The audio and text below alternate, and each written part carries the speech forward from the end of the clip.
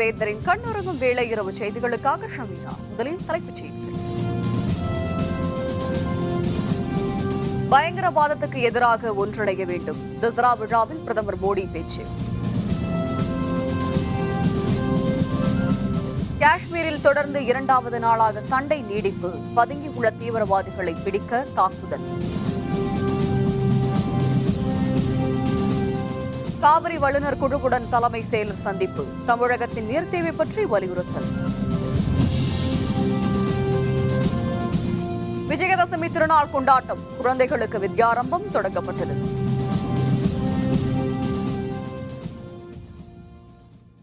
உத்தரப்பிரதேசத்தில் நடைபெற்ற தசரா விழாவில் பிரதமர் நரேந்திர மோடி பங்கேற்றார். தசரா விழாவின் நிறைவு நாள் இன்று வட மாநிலங்களில் சிறப்பாக கொண்டாடப்பட்டு வருகிறது. உத்தரப்பிரதேச மாநிலம் லக்னோவில் நடைபெற்ற தசரா விழாவில் பிரதமர் நரேந்திர மோடி பங்கேற்றார். தனி விமானத்தில் லக்னோ வந்த பிரதமர் மோடியை மத்திய உள்துறை அமைச்சர் ராஜ்நாத் சிங், உத்தரப்பிரதேச முதல்வர் அகிலேஷ் யாதவ், ஹரியானா முதல்வர் மனோகர் லால் கட்டர் ஆகியோர் வரவேற்றனர். பின்னர் ஐஷ்பாக் திடலில் அமைக்கப்பட்ட விழா மேடைக்கு பிரதமர் மோடி சென்றார். அங்கு அவருக்கு சிறப்பான வரவேற்பு அளிக்கப்பட்டது. வில்லம்பு, சங்கு சக்கரம் ஆகியவை அவருக்கு பரிசாக அளிக்கப்பட்டது. மேடையில் ராமர், லட்சுமணன் வேடமேற்று அமர்ந்தவர்களுக்கு அவர் தீபாராதனை செய்தார். பின்னர் அவர் சிறப்புரையாற்றினார். பாகிஸ்தான் தீவிரவாத நிலைகள் மீது இந்திய ராணுவம் தாக்குதல் நடத்திய பிறகு மோடி பொதுமக்களிடையே ஆற்றிய உரையில் வரலாற்று புகழ்பெற்ற நிகழ்வில் உரையாற்றுவது மகிழ்ச்சி அளிப்பதாக தெரிவித்தார். தனது உரையில் தீமையை நன்மை வெற்றி கொண்டாடுவதை நினைவூட்டும் விழாவில் பங்கேற்பது தமக்கு மகிழ்ச்சி அளிப்பதாக தெரிவித்த மோடி, தனக்குள் இருக்கும் தீமையை முறியடிப்பதில் அனைவரும் கவனம் செலுத்த வேண்டும் என்று கேட்டுக் கொண்டார். பயங்கரவாதம் என்பது மனித குலத்தின் எதிரி என்று தெரிவித்த மோடி, அதை முறியடிப்பதில் நாட்டு மக்கள் ஒன்றிணைய வேண்டும் என்று கேட்டுக் கொண்டார். பயங்கரவாதத்துக்கு எல்லைகள் கிடையாது என்று குறிப்பிட்ட பிரதமர் மோடி, அதனை எதிர்த்து போராடி மனித இனத்தை காப்பாற்ற வேண்டும் என்று வலியுறுத்தினார். ராமாயணத்தில் வரும் ஜடாயு கதாபாத்திரம் பயங்கரவாதத்தை எதிர்த்து போராடிய முதல் போராளி என்று மோடி குறிப்பிட்டார். ஜம்மு காஷ்மீரில் உள்ள பாம்பூர் கட்டடத்துக்குள் பதுங்கியிருக்கும் தீவிரவாதிகள் மீது இரண்டாவது நாளாக இன்றும் பாதுகாப்பு படையினர் தாக்குதல் நடத்தி வருகின்றனர். காஷ்மீரில் ஜீலம் நதியை அடுத்துள்ள பாம்பூர் பகுதியில் கட்டி முடிக்கப்படாத அரசு கட்டிட பகுதிகள் பலவும் இருக்கின்றன. கடந்த பிப்ரவரி மாதம் இங்கே புகுந்து கொண்ட 2 முதல் 3 தீவிரவாதிகளை பிடிக்க பாதுகாப்பு படையினர் நேற்று முதல் தாக்குதல் நடத்தி வருகின்றனர். ஸ்ரீநகர் பகுதியிலிருந்து ஆற்று வழியாக படகு மூலம் தீவிரவாதிகள் அப்பகுதிக்குள் நுழைந்திருப்பதாக தகவல் கிடைத்துள்ளது. தீவிரவாதிகள் மீது நடத்தப்பட்ட தாக்குதலில் பாதுகாப்பு படையினர் 2 காயமடைந்தனர். சண்டை நடக்கும் பகுதி முழுவதும் புகை மண்டலமாக காட்சியளிக்கும் நிலையில் தீவிரவாதிகள் மீது பாதுகாப்பு படையினர் கையெறி குண்டுகளை வீசியும் தாக்குதல் நடத்தி வருகின்றனர். இதனிடையே காஷ்மீர் மாநிலம் ஷோபியான் பகுதியில் தீவிரவாதிகள் நடத்திய தாக்குதலில் மத்திய பாதுகாப்பு படை வீரர்கள் 3 உள்பட 8 பேர் படுகாயமடைந்தனர். அப்பகுதியில் ரோந்து பணியில் ஈடுபட்டிருந்த வீரர்களின் வாகனங்கள் மீது தீவிரவாதிகள் திடீரென்று கையெறி குண்டுகளை வீசி தாக்குதலில் ஈடுபட்டனர். இந்த தாக்குதலில் வீரர்கள் 3 உள்பட 8 பேர் படுகாயமடைந்தனர். அவர்கள் அனைவரும் மருத்துவமனையில் சிகிச்சைக்காக அனுமதிக்கப்பட்டனர். இந்நிலையில் அப்பகுதிக்கு அதிக அளவிலான வீரர்கள் அனுப்பி வைக்கப்பட்டுள்ளனர். தமிழகத்தின் டெல்டா பகுதிகளில் 2 நாட்கள் ஆய்வுப் பணியை முடித்துக் கொண்ட வல்லுநர் குழுவினரை தமிழக தலைமை செயலர் சந்தித்து தமிழகத்தின் தண்ணீர் தேவை பற்றி வலியுறுத்தினார். உச்சநீதிமன்ற உத்தரவின்படி மத்திய நீர்வள ஆணைய தலைவர் GS ஜா தலைமையில் 14 பேர் கொண்ட உயர்நிலை தொழில்நுட்ப குழுவை மத்திய அரசு அமைத்தது. இந்த குழு கர்நாடக மாநிலத்தில் உள்ள அணைகள், காவிரியின் நீர்பிடிப்பு பகுதிகள், பாசன பகுதிகளை ஆய்வு செய்த பின்னர் தமிழகத்திற்கு வந்தது. அதனையடுத்து தமிழகத்தில் 2 நாட்கள் ஆய்வை முடித்துக் கொண்டவர்கள் நேற்று இரவு சென்னை வந்தனர். தில்லி செல்லும் வழியில் சென்னை வந்த அவர்களோடு தமிழக தலைமை செயலர் ராமு மோகனராவ் சந்தித்து ஆலோசனை நடத்தினார். கிண்டியில் உள்ள தனியார் ஹோட்டலில் அவர்களை சந்தித்து தமிழகத்தின் நீர் தேவை பற்றி வலியுறுத்தினார். பின்னர் தில்லி செல்வதற்காக சென்னை விமான நிலையம் வந்த GS ஜா செய்தியாளர்களுடன் பேசினார். அப்பொழுது புள்ளி விவரங்களை தொகுத்து அறிக்கையாக 17ஆம் தேதிக்கு முன்பர் சமர்ப்பிக்க வேண்டும் என்று தெரிவித்தார். We have collected information. Officers of both these states have made presentations of their facts, and we have taken those reports, memorandum submitted by the farmers. So that we'll be doing, and we'll be submitting the report before 17th of October. தமிழக முதல்வர் ஜெயலலிதாவின் உடல்நிலை குறித்து வலைதளங்களில் வதந்தி பரப்புவோரை கண்காணிக்க 10 பேர் கொண்ட குழு அமைக்கப்பட்டுள்ளது. உடல்நலக்குறைவு காரணமாக கடந்த மாதம் 22ஆம் தேதி சென்னை அப்போலோ மருத்துவமனையில் அனுமதிக்கப்பட்ட முதல்வர் ஜெயலலிதாவுக்கு மருத்துவர்கள் தொடர்ந்து சிகிச்சை அளித்து வருகிறார்.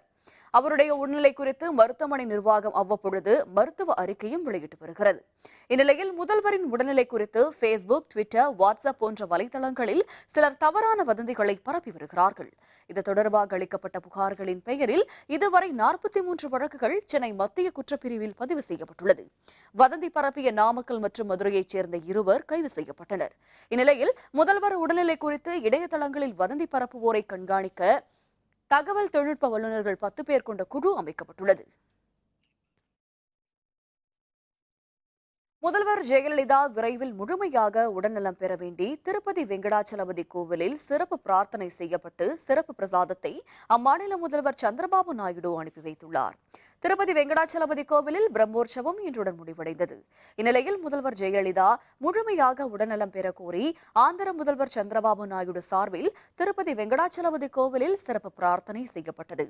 இந்த வழிபாடு முடிவடைந்த பின்னர் ஆந்திர முதல்வர் சார்பில் சிறப்பு பிரசாதத்தை திருப்பதி தேவஸ்தான உறுப்பினர் சேகர் சென்னை அப்போலோ மருத்துவமனைக்கு நேரில் வந்து இன்று வழங்கினார். விஜயதசமியை ஒட்டி தமிழகம் முழுவதும் குழந்தைகளுக்கு முதலாக கற்றுத்தரும் வித்யாரம்பம் விழாக்கள் நடைபெற்றன. குழந்தைகளை நெல் மற்றும் அரிசியில் அகரத்தை எழுத வைத்து பெற்றோர் கல்வியை தொடங்கி வைத்தனர். திருவாரூர் அருகே உள்ள கூத்தனூரில் கல்விக்கு அதிபதி என கூறப்படும் சரஸ்வதிக்கென தனிக்கோவில் அமைந்துள்ளது. இங்கு விஜயதசமி திருநாளான இன்று சரஸ்வதி தேவிக்கு சிறப்பு பூஜைகள் நடைபெற்றன. இதனை ஒட்டி திரளான மாணவ மாணவிகள் தாமரை மலர்களுடன் வந்து தங்கள் புத்தகம், நோட்டுகள், எழுதுகோலை வைத்து சரஸ்வதி தேவியை வழிபட்டனர். மேலும் பெற்றோர்கள் பள்ளியில் சேர உள்ள தங்கள் குழந்தைகளை அழைத்து வந்து கோவில் சந்நிதியில் அமர வைத்து நெல்லில் எழுத்துக்களை எழுத வைத்தும் பாடங்களை படிக்க வைத்தும் அழைத்துச் சென்றனர். விஜயதசமி இதில் சிறு பாலகர்களுக்கு அக்ஷராபியாசம் என்று சொல்லக்கூடிய தானியத்தில் அக்ஷரம் எழுதி அதன் பிறகு கல்விச்சாலைக்கு அனுப்புவது விசேஷம். ஆரம்ப நிலையில் உள்ள குழந்தைங்க நிறைய வந்து ஆனா சொல்லி கொடுக்கறதுலேருந்து சரஸ்வதி கடாட்சம் கிடைக்கும் அப்படிங்கிற நம்பிக்கையில் எல்லாரும் வந்திருக்காங்க. என் பொண்ணு 3வது படிக்கிறது, அதுக்கும் அருள் கிடைக்கணுங்கிறதுக்காக தான் நாங்கள் அம்மா கிட்ட வந்து வேண்டிட்டு இருக்கேன். தில்லியில் ராம்லீலா மைதானத்தில் நடைபெற்ற விழாவில் குடியரசுத் தலைவர் பிரணாப் முகர்ஜி பங்கேற்றார். தில்லி விழாவில் குடியரசு துணைத் தலைவர் ஹமீத் அன்சாரி, முன்னாள் பிரதமர் மன்மோகன் சிங், காங்கிரஸ் தலைவர் சோனியா காந்தி, மக்களவை முன்னாள் தலைவர் மீரா குமார் உள்பட பலரும் கலந்து கொண்டனர். இந்த விழாவில் ராமர் மற்றும் லட்சுமணர் வேடம் தரித்த 2 இளைஞர்களுக்கு முன்னாள் பிரதமர் மன்மோகன் சிங், காங்கிரஸ் தலைவர் சோனியா காந்தி ஆகியோர் ஆரத்தி எடுத்து நெற்றியில் திலகமிட்டனர்.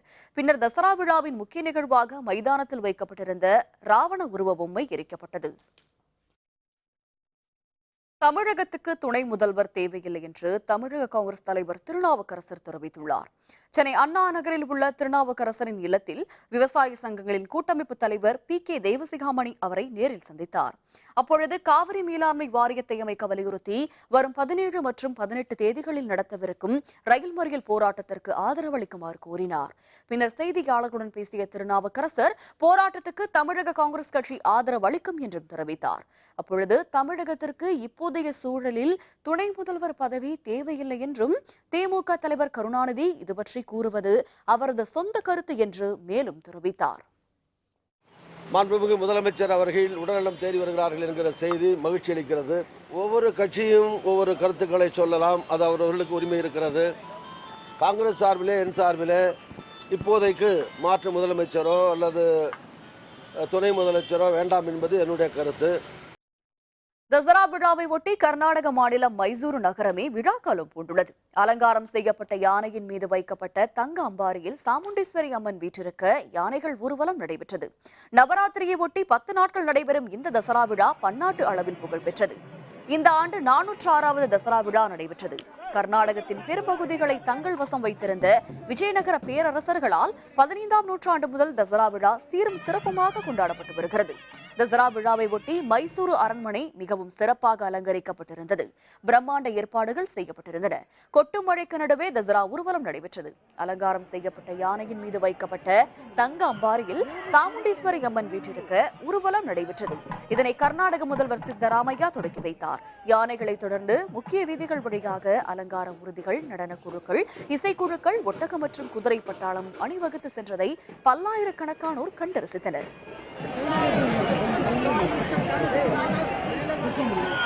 வெப்பச்சலனம்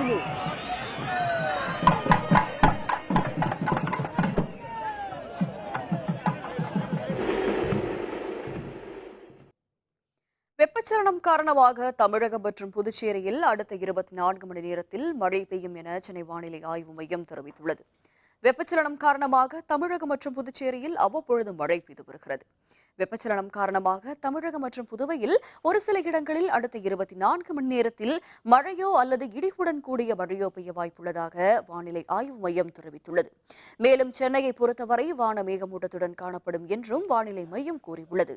இன்று காலை 8:30 மணியுடன் முடிந்த கடந்த 24 மணி நேரத்தில் காஞ்சிபுரத்தில் 50 மில்லிமீட்டர் மழையும் மற்றும் மதுராந்தகத்தில் 40 மில்லிமீட்டர் மழை பதிவாகியுள்ளதாக வானிலை மையம் தெரிவித்துள்ளது.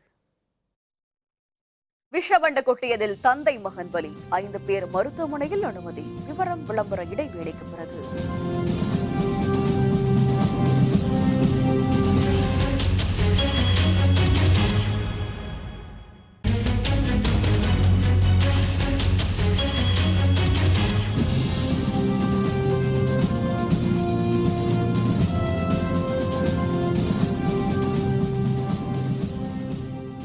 செய்திகள் தொடர்கின்றன. ஜம்மு காஷ்மீர் மாநில முதல்வர் மற்றும் மாநில மக்கள் சார்பாக தமிழக முதல்வர் ஜெயலலிதா பூரண குணமடைய வாழ்த்துக்களை தெரிவித்துக் கொள்வதாக ஜம்மு காஷ்மீர் மாநில உணவுத்துறை அமைச்சர் சௌத்ரி ஜுல்ஃபிகர் அலி தெரிவித்துள்ளார். சென்னை அப்போலோ மருத்துவமனையில் சிகிச்சை பெற்று வரும் முதல்வர் ஜெயலலிதாவின் உடல்நலன் குறித்து கேட்டறிவதற்காக ஜம்மு காஷ்மீர் மாநில உணவுத்துறை அமைச்சர் சௌத்ரி ஜுல்ஃபிகர் அலி வந்திருந்தார். மருத்துவர்களிடம் அவரது உடல்நலன் பற்றி கேட்டறிந்த பின்னர் செய்தியாளர்களுடன் பேசிய அவர் ஜம்மு காஷ்மீர் மாநில முதல்வர் மற்றும் மக்கள் சார்பில் ஜெயலலிதா பூரண நலம் பெற வாழ்த்துக்களை தெரிவித்துக் கொள்வதாக குறிப்பிட்டார். I came here on behalf of the Chief Minister of Jammu and Kashmir, Mehbooba Mufti Sahiba, to know the health status of the Honorable Chief Minister of Tamil Nadu. I visited here in the hospital, and as I inquired from the ministers from in the ICU, she is responding well and she is recovering fast. Kaveri பிரச்சனையில் அரசியல் தலையீடு இன்றி பிரதமர் நரேந்திர மோடி செயல்பட வேண்டும் என புதுச்சேரி முதல்வர் நாராயணசாமி தெரிவித்தார். மதுரை மீனாட்சி அம்மன் கோவில் சுவாமி தரிசனம் செய்வதற்கு வந்த நாராயணசாமி பின்னர் செய்தியாளர்களுடன் பேசிய பொழுது தமிழக அரசு காவிரியில் தண்ணீர் பெறுவதற்காக உச்சநீதிமன்றம் சென்று உத்தரவு வாங்கியும் கர்நாடக அரசு தண்ணீர் திறந்து விடுவதில் பாரபட்சமாக செயல்படுவதாக கூறினார். தண்ணீர் திறந்து விடுவதில் காலதாமதம் செய்து உச்சநீதிமன்ற தீர்ப்பை அவமதித்து வருவதாகவும் இதேபோல் மத்திய அரசும் காவிரி மேலாண்மை வாரியத்தை அமைக்காமல் காலம் தாழ்த்துவதாகவும் அவர் குற்றம் சாட்டினார். காவிரி டெல்டா பகுதி விவசாயிகளின் வாழ்வாதாரம் பாதிக்கப்பட்டு அவர்களின் வாழ்க்கை கேள்விக்குறியாகி உள்ளதாக நாராயணசாமி கூறினார். மத்திய அரசானது காவிரி மேலாண்மை ஆணையம் அமைக்காமல் காலம் கடத்தி வருவது காவிரி டெல்டா பகுதியில் இருக்கின்ற விவசாயிகளுக்கு மிகப்பெரிய இழப்பை ஏற்படுத்தியிருக்கிறது.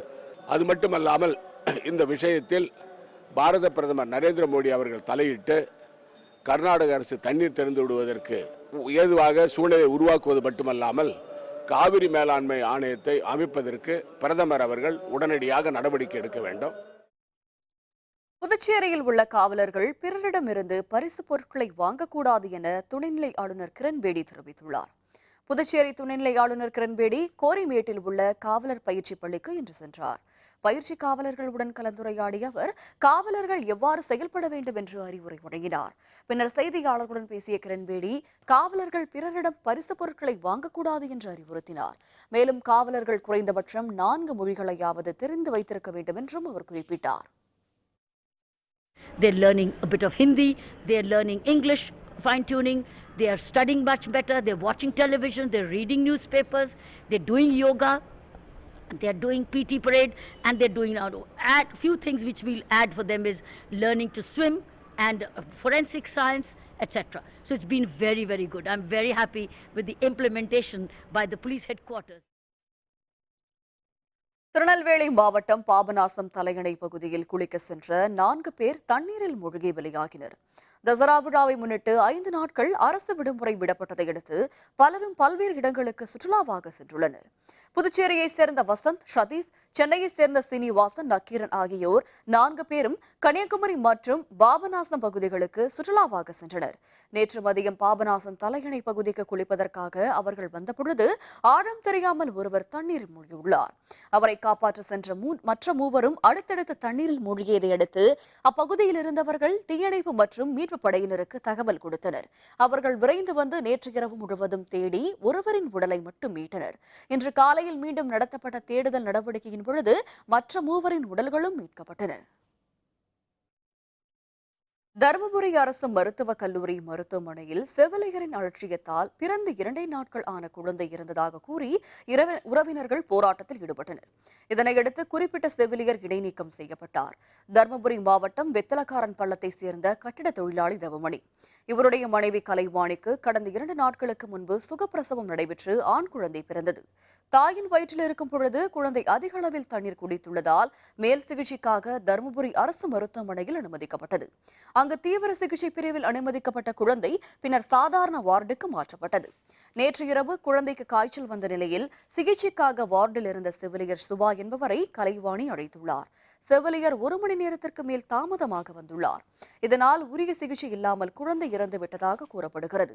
அலட்சியமாக இருந்து குழந்தையின் மரணத்திற்கு காரணமான செவிலியரை இடைநீக்கம் செய்ய வலியுறுத்தி உறவினர்கள் முற்றுகை போராட்டத்தில் ஈடுபட்டனர். இதனையடுத்து உறவினர்களுடன் சமாதான பேச்சுவார்த்தை நடத்திய மருத்துவக் கல்லூரி மருத்துவமனை நிர்வாகம் செவிலியர் சுபாவை தற்காலிகமாக பணி நீக்கம் செய்துள்ளது. குழந்தை வந்து சீரியஸான நிலைமையில் இருக்குது அப்படின்னு சொன்னாங்க. எங்கள் மேடம் 12 மணிக்கு நல்லா இருந்த குழந்தை எப்படி திடீர்னு சீரியஸ் ஆகும், எங்களுக்கு உடனே இன்ஃபார்ம் பண்ணி தான் நாங்கள் காப்பாற்றிருப்போம்ல, எங்கே வேறு கொண்டு போய் அப்படின்னு சொன்னால் நீங்கள் எத்தனை லட்சம் செலவு பண்ணாலும் இந்த குழந்தையை காப்பாற்ற முடியாது, 4 நாள் வரைக்கும் பிறந்த வரைக்கும் என்ன நடக்குதுன்னு தெரியாது அப்படின்றாங்க. இதுக்கான எங்களுக்கு சரியான ஒரு நியாயம் கிடைக்கணுன்றதுனால நாங்கள் இப்படி வந்து போராடிட்டு இருக்கோம். வேலூரில் ஆட்டோ ஓட்டுநர் ஒருவர் கடத்தி கொலை செய்யப்பட்ட பிரச்சனையில் 5 பேர் காவல் நிலையத்தில் சரணடைந்தனர்.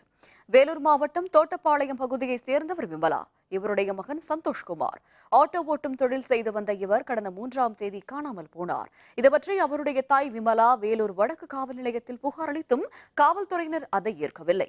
இந்நிலையில் வேலூர் வடக்கு காவல் நிலையத்தில் 5 பேர் சரணடைந்தனர். அவர்கள் ஆட்டோ ஓட்டுநர் சந்தோஷ்குமாரை முன்விரோதத்தால் கடத்தி கொலை செய்து பாலாற்றில் புதைத்துள்ளதாக தெரிவித்தனர். இதன் அடிப்படையில் இன்று காவல்துறையினர் வருவாய்த்துறை அலுவலர்கள் முன்பு சரணடைந்தவர்கள் காட்டிய இடத்தில் தோண்டிய பொழுது சந்தோஷ்குமாரின் உடல் அழுகிய நிலையில் கிடந்தது. இந்த கொலை குறித்து காவல்துறையினர் வழக்கு பதிவு செய்து விசாரணை நடத்தி வருகின்றனர். செஞ்சியில் விஷவண்டு கடித்ததாக திருவண்ணாமலை அரசு மருத்துவமனையில் அனுமதிக்கப்பட்ட தந்தை மற்றும் 2 வயது குழந்தை பலியான சம்பவம் அந்த பகுதியில் பெரும் சோகத்தை ஏற்படுத்தியுள்ளது. திருவண்ணாமலை மாவட்டம் செஞ்சியை அடுத்த தடாகம் கிராமத்தை சேர்ந்தவர் ஆசிரியர் ராஜவேலு. இந்த பகுதியில் மழை பெய்து கொண்டிருந்த பொழுது அருகிலிருந்த மாமரத்தில் விஷவண்டுகள் கட்டியிருந்த கூண்டு கீழே விழுந்தது. அப்பொழுது அங்கு 2 வயது குழந்தை ராகுலை விஷவண்டுகள் கடித்தன. குழந்தையை காப்பாற்ற சென்ற அவரது தந்தை ஆசிரியர் ராஜவேலு மற்றும் அவரது உறவினர்கள் 7 பேரையும் விஷவண்டுகள் கூட்டம் கடித்தது.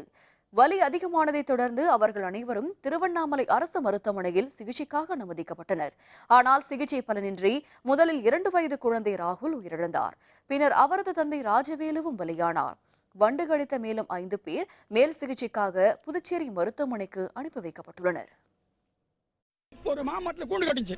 அந்த கூண்டு கட்டி கிளையாட ஒடிச்சு பாரு, கிளையாட ஒடிச்சு அந்த கூண்டு வீந்து போச்சு. வீந்து போனோட யானையில இருந்துச்சு பாரு குழந்தை. அந்த குழந்தை அழுதுன்னு சொல்லிட்டு போய் குழந்தை தூக்கினார். குழந்தை தூக்கினாங்க. வர யாராரு வந்தாங்களோ அவங்க எல்லாரையும் அடிச்சுதான் அப்படியே நம்ம ஹாஸ்பிட்டல் கொண்டாந்தாங்க. கடலூர் மாவட்டம் பண்ருட்டி அருகே துண்டு துண்டாக வெட்டப்பட்டு கிடந்த ரூபாய் நோட்டுகள் தொடர்பாக சிபிசிஐடி காவல்துறையினர் இன்று விசாரணை மேற்கொண்டனர். இந்நிலையில் வெட்டப்பட்ட ரூபாய் நோட்டுகள் புதுப்பாளையத்தை சேர்ந்த கோபாலகிருஷ்ணன் என்பவருக்கு சொந்தமானது என்று தெரியவந்துள்ளது. பண்ருட்டி அருகே உள்ள கோழிப்பாக்கம் பஞ்சாயத்துக்குட்பட்ட கிராமம் குச்சிப்பாளையம். இங்கு வயல்வெளி ஓடையோரம் ரூபாய் நோட்டுகள் காகிதம் வெட்டும் எந்திரம் மூலம் துண்டு துண்டாக வெட்டப்பட்டிருந்த சம்பவம் பெரும் பரபரப்பை ஏற்படுத்தியுள்ளது. இது தொடர்பாக சிபிசிஐடி காவல்துறையினருக்கு தகவல் அளிக்கப்பட்டது. இதனைத் தொடர்ந்து சிபிசிஐடி காவல்துறையின் ஆய்வாளர் தீபா தலைமையிலான குழுவினர் இன்று சம்பவ இடத்திற்கு நேரில் வந்து விசாரணை மேற்கொண்டனர். மேலும் துண்டு துண்டாக்கப்பட்ட ரூபாய் நோட்டுகளின் மாதிரிகள் சென்னைக்கு அனுப்பி வைக்கப்பட்டன.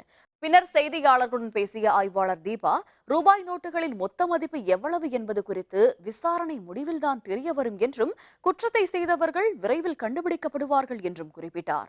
இந்நிலையில் வெட்டி வீசப்பட்ட ரூபாய் நோட்டுகளை புதுப்பாளையத்தைச் சேர்ந்த கோபாலகிருஷ்ணன் என்பவருக்கு சொந்தமானது என்று தற்பொழுது தெரிய வந்துள்ளது.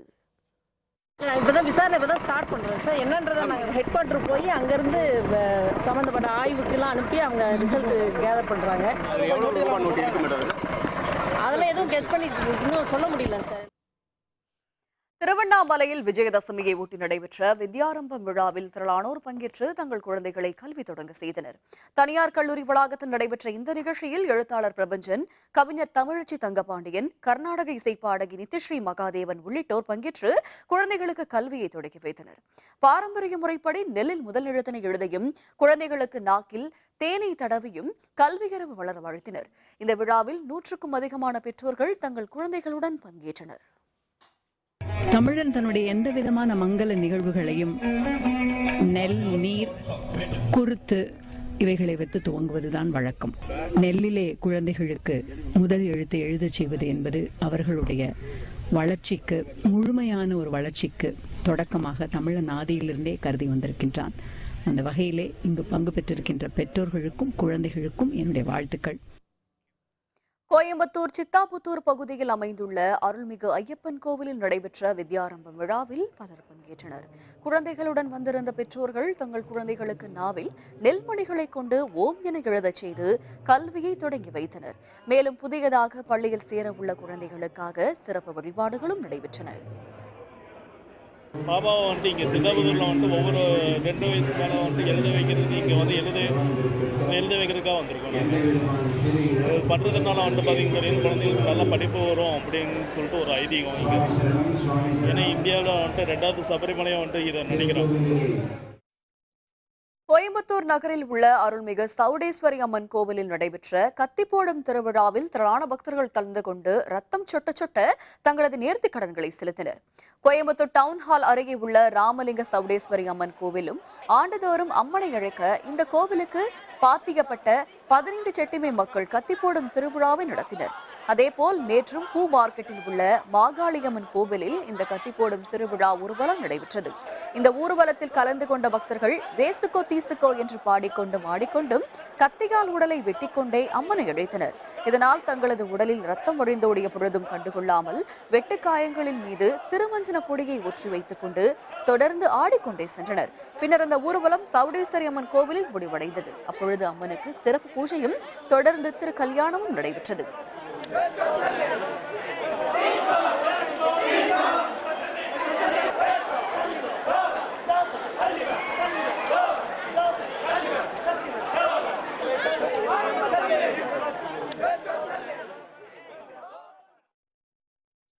பிரம்மோற்சவத்தை ஒட்டி சேலத்தில் உள்ள பிரசன்ன வெங்கடாஜலபதி கோவிலில் நடைபெற்ற திருத்தேரோட்டத்தில் பெண்கள் மட்டுமே பங்கேற்று வடம் பிடித்து திருத்தேரை இழுத்தனர்.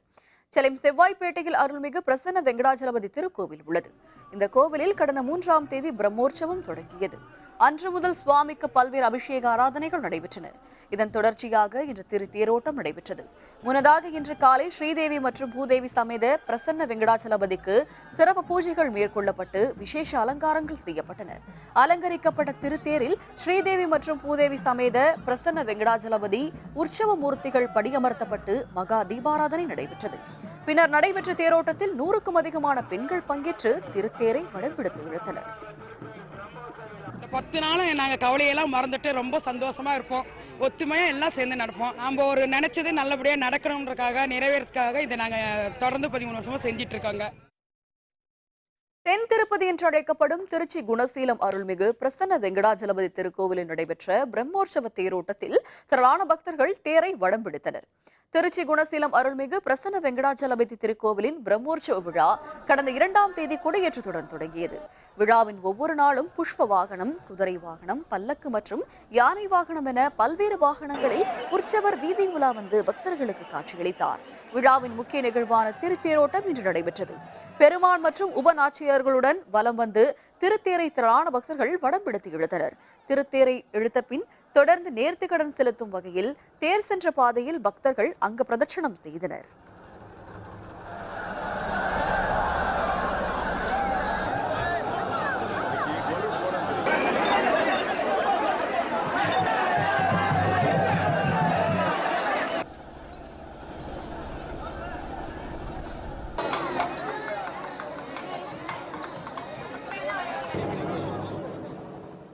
இங்கே குணசீல மகரிஷியோட ரிக்வெஸ்ட்டுக்காக திருப்பதி பெருமாள் இங்கே அவர் காட்சி தர்றதுக்காக இங்கே பிரத்யட்சமாக இருக்கார். இங்கே பிரம்மோற்சவம் புரட்டாசி மாதத்தில் நடக்கும், 10 நாள் உற்சவம் நடக்கும். இன்றைக்கி தேர் நடக்கிறது. இன்றைக்கி பக்தர்கள் எல்லாரும் தேரடி பிரதர்ஷனம் பண்ணுறாங்க. ஈரோடு கஸ்தூரி அரங்கநாதர் திருக்கோவிலில் நடைபெற்ற தேரோட்ட விழாவில் சுற்றுவட்டார பகுதிகளைச் சேர்ந்த பக்தர்கள் திரளாக கலந்து கொண்டு சுவாமியை வழிபட்டனர். கஸ்தூரி அரங்கநாதர் திருக்கோவிலில் புரட்டாசி மாத தேரோட்ட விழாவை முன்னிட்டு முக்கிய நிகழ்வான தேரோட்டம் இன்று நடைபெற்றது. மங்களவாதி இசை முழங்க பக்தர்களின் கோவிந்தா கோவிந்தா என்ற பக்தி முழக்கங்களோடு நடைபெற்ற தேரோட்டத்தில் நகரின் முக்கிய வீதிகள் வழியாக வலம் வந்த தேர் கடை வீதியில் நிலைநிறுத்தப்பட்டது. தேரோட்டத்தின் பொழுது வழிநெடுகிலும் காத்திருந்த பக்தர்கள் சுவாமிகளுக்கு தேங்காய் பழம் கொடுத்து பூஜைகளில் பங்கேற்றனர்.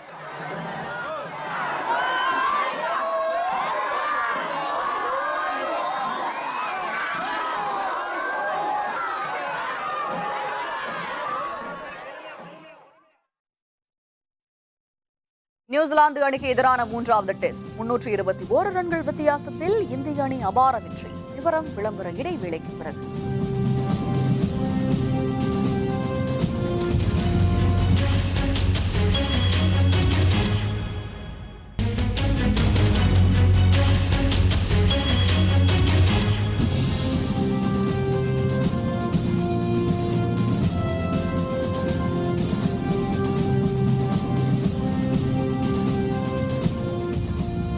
செய்திகள் தொடர்கின்றன. இனி அயலக செய்திகள்.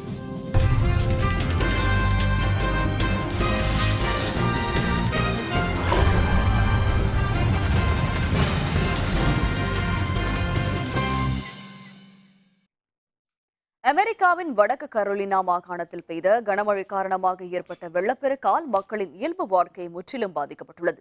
வடக்கு கரோலினா மாகாணத்தின் பல்வேறு பகுதிகளில் தொடர் மழையால் தாழ்வான பகுதிகளில் வெள்ளநீர் தேங்கியது. குறிப்பாக லம்தர்னில் வீடுகள் மற்றும் வாகனங்களை வெள்ளநீர் சூழ்ந்ததால் மக்கள் வீடுகளை விட்டு வெளியேற முடியாமல் தவித்து வருகின்றனர்.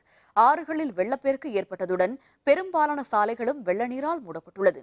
இதனால் பல இடங்களில் சாலை போக்குவரத்து முற்றிலும் தடைபட்டுள்ளது. வெள்ளத்தில் சிக்கியவர்களை மீட்கும் பணியில் பேரிடர் மீட்புக் குழுவினர் ஈடுபட்டுள்ளனர்.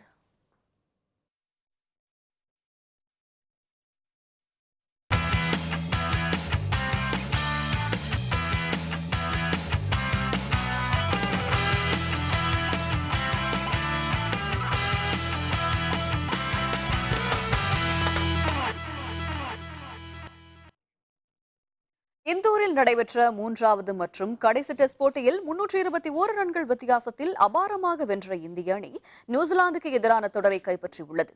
மத்திய பிரதேச மாநிலம் இந்தூரில் நடைபெற்ற போட்டியில் இந்திய அணி முதல் இன்னிங்ஸில் 5 விக்கெட் இழப்பிற்கு 557 ரன்களை எடுத்து டிக்ளேர் செய்தது. தொடர்ந்து விளையாடிய நியூசிலாந்து அணி 299 ரன்களுக்கு ஆட்டமிழந்த நிலையில் 2வது இன்னிங்ஸை தொடங்கிய இந்திய அணியில் முரளி விஜய் 19 ரன்களிலும் கம்பீர் 50 ரன்களிலும் ஆட்டமிழந்தனர். எனினும் மறுபுறம் நிதானமாக விளையாடிய சட்டீஸ்வர் புஜாரா சதமடித்து அசத்தினார். 2வது இன்னிங்ஸில் 3 விக்கெட்டிற்கு 216 ரன்கள் எடுத்திருந்த நிலையில் இந்திய அணி டிக்ளேர் செய்தது. 475 ரன்களை எடுத்தால் வெற்றி என்ற இலக்குடன் களமிறங்கிய நியூசிலாந்து அணியால் இந்திய வீரர்களின் பந்துவீச்சை சமாளிக்க இயலாமல் 44.5 ஓவரில் 10 விக்கெட் இழப்பிற்கு 153 ரன்களை மட்டுமே எடுத்தது. இதனையடுத்து இந்திய அணி 321 ரன்கள் வித்தியாசத்தில் வெற்றி பெற்றது. நியூசிலாந்து அணிக்கு எதிராக 3-0 என்ற கணக்கில் டெஸ்ட் போட்டிகளில் வென்று இந்திய அணி மீண்டும் தரவரிசையில் முதலிடம் பெற்றுள்ளது. இந்திய அணிக்கு டெஸ்ட் சாம்பியன்ஷிப் கோப்பை வழங்கப்பட்டது. இந்த போட்டியில் 2 இன்னிங்ஸிலும் சேர்த்து 13 விக்கெட்டுகளை கைப்பற்றிய இந்திய வீரர் அஸ்வினுக்கு ஆட்ட நாயகன் விருதும் தொடர் நாயகன் விருதும் வழங்கப்பட்டது.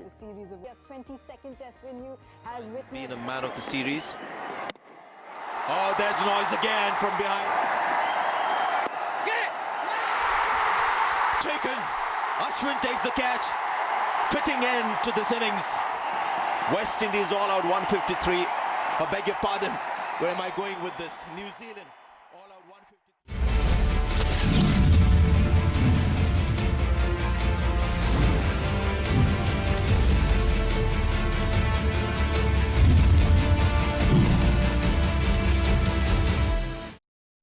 சாம்சங் கேலக்ஸி நோட் 7 ரக செல்போன் பேட்டரிகள் திடீரென்று வெடித்து விபத்துக்குள்ளாவதால் பன்னாட்டளவில் விற்பனைக்காக அனுப்பப்பட்ட 25 லட்சம் போன்களை அந்நிறுவனம் திரும்ப பெற்றதுடன் புதிய போன்களின் விற்பனையையும் நிறுத்தி வைத்துள்ளது. சாம்சங் கேலக்ஸி நோட் 7 ரக மொபைல் போன்களின் பேட்டரி திடீரென்று வெடித்து சிதறி விபத்தை ஏற்படுத்துவதாக பல்வேறு தரப்பிலிருந்து புகார்கள் எழுந்தன. இத்தாலி நாட்டில் சமீபத்தில் ஒருவர் கடந்த மாதம் தனது சாம்சங் கேலக்ஸி நோட் 7 ஸ்மார்ட் போனின் பேட்டரியை ரீசார்ஜ் செய்த போது அந்த செல்போன் திடீரென்று வெடித்து சிதறியது. இதனையடுத்து ஆஸ்திரேலியாவில் செயல்பட்டு வரும் குவாண்டாஸ் மற்றும் விர்ஜின் ஆஸ்திரேலியா ஆகிய விமான நிறுவனங்கள் தங்கள் விமானங்களில் பயணம் செய்யும் பொழுது சாம்சங் கேலக்ஸி நோட் 7 போன்களை ஆன் செய்வது மற்றும் சார்ஜ் செய்வதை தவிர்க்குமாறு பயணிகளுக்கு அறிவுறுத்தியது. இந்நிலையில் கேலக்ஸி நோட் 7 ரக போன்கள் விற்பனையை சாம்சங் நிறுவனம் நிறுத்தி வைத்துள்ளது. மீண்டும் தலைப்புச் செய்திகள். பயங்கரவாதத்துக்கு எதிராக ஒன்றிணைய வேண்டும், தசரா விழாவில் பிரதமர் மோடி பேச்சு. காஷ்மீரில் தொடர்ந்து 2வது நாளாக சண்டை நீடிப்பு, பதுங்கியுள்ள தீவிரவாதிகளை பிடிக்க தாக்குதல். காவிரி வல்லுநர் குழுவுடன் தலைமை செயலர் சந்திப்பு, தமிழகத்தின் நீர் தேவை பற்றி வலியுறுத்தல். விஜயதசமி திருநாள் கொண்டாட்டம், குழந்தைகளுக்கு வித்யாரம்பம் தொடங்கப்பட்டது. இத்துடன் வேந்தரின் கண்ணுறங்கும் வேளை இரவு செய்திகள் நிறைவடைந்தன. மீண்டும் நாளை காலை 8 மணிக்கு இளங்கதிர் காலை செய்திகளில் சந்திப்போம். வணக்கம்.